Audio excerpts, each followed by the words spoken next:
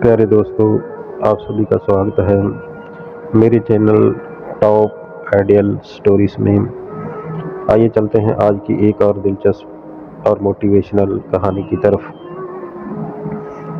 ये कहानी हमें ये सिखाती है कि जीवन में कोई भी कामयाबी अभ्यास से ही मिलती है। अभ्यास ही सबसे श्रेष्ठ है।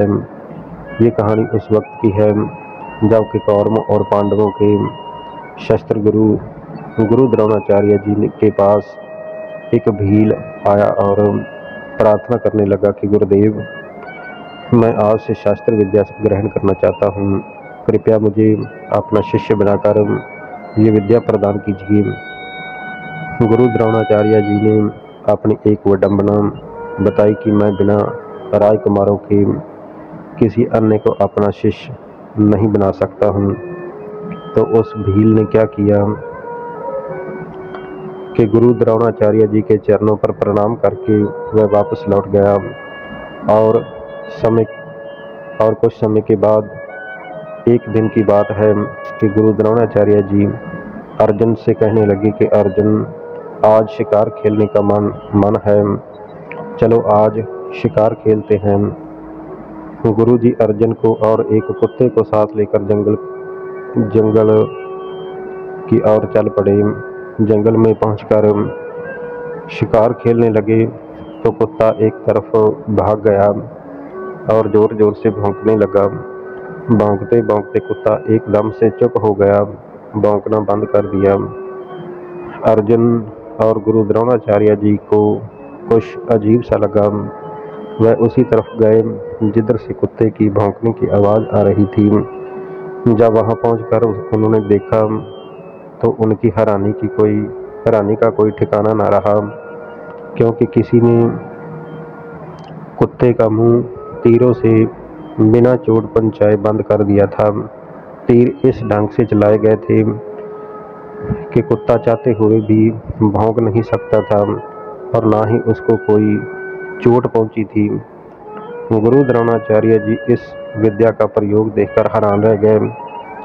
वह सोचने लगे कि ये विद्या तो मैंने अपने प्रिय अर्जुन को भी नहीं सिखाई है और इस संसार में मेरे अलावा दूसरा कोई भी इस विद्या को नहीं जानता है। और ये कौन है जिसने इस विद्या का प्रयोग इस कुत्ते के ऊपर किया है और ये विद्या उसने कहाँ से सीखी। गुरु द्रोणाचार्य जी अभी इतना सोच ही रहे थे कि उनको सामने से वही भील हाथ में धनुष बाण लेकर आता हुआ दिखाई दिया।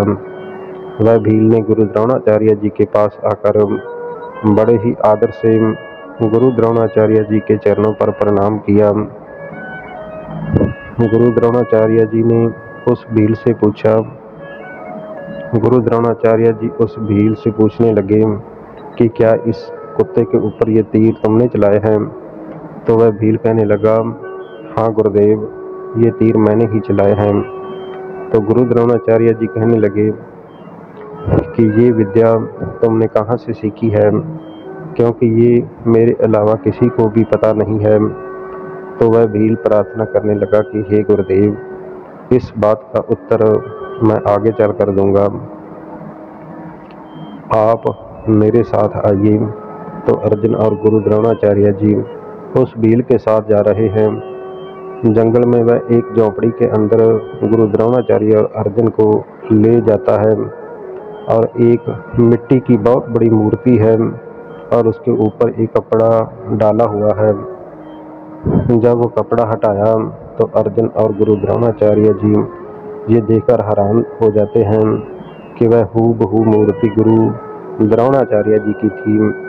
उस भील ने मिट्टी की वह मूर्त गुरु द्रोणाचार्य जी की बनाई हुई थी। इसके पश्चात वह भील कहने लगा कि हे गुरुदेव, आपने मुझे धनुर्विद्या सिखाने से इनकार कर दिया था, लेकिन मैंने मन ही मन में आपको अपना गुरु मान लिया था और इसलिए वापस आकर मैंने आपकी ये मिट्टी की मूर्त बना ली और साक्षात इसे मैं आप ही समझता था। मैं इसकी सेवा करने लगा और इसके सामने मैं शस्त्र विद्या का अभ्यास करने लगा। मेरी किसी भी गलती पर इस मूर्ति के अंदर से एक आवाज़ आती थी। ये विद्या असल में मैंने आपसे ही सीखी है। तो गुरु द्रोणाचार्य जी ये सुनकर बहुत ही प्रसन्न हो गए।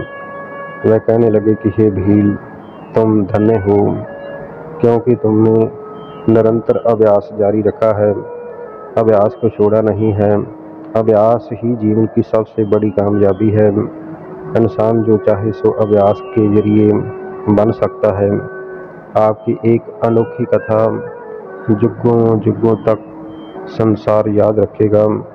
तो प्यारे दोस्तों, ये थी आज की एक मोटिवेशनल कहानी कि अभ्यास इंसान के जीवन को बदल सकता है। अभ्यास ही जीवन की कुंजी है। निरंतर अभ्यास से हम जीवन की कोई भी मंजिल पा सकते हैं। ये कहानी आप सबको कैसी लगी, कमेंट बॉक्स में प्यारा सा कमेंट करके ज़रूर बताना। और अगर ये कहानी आपको अच्छी लगी हो तो प्लीज़ मेरे चैनल को लाइक, शेयर और सब्सक्राइब ज़रूर कर देना। धन्यवाद।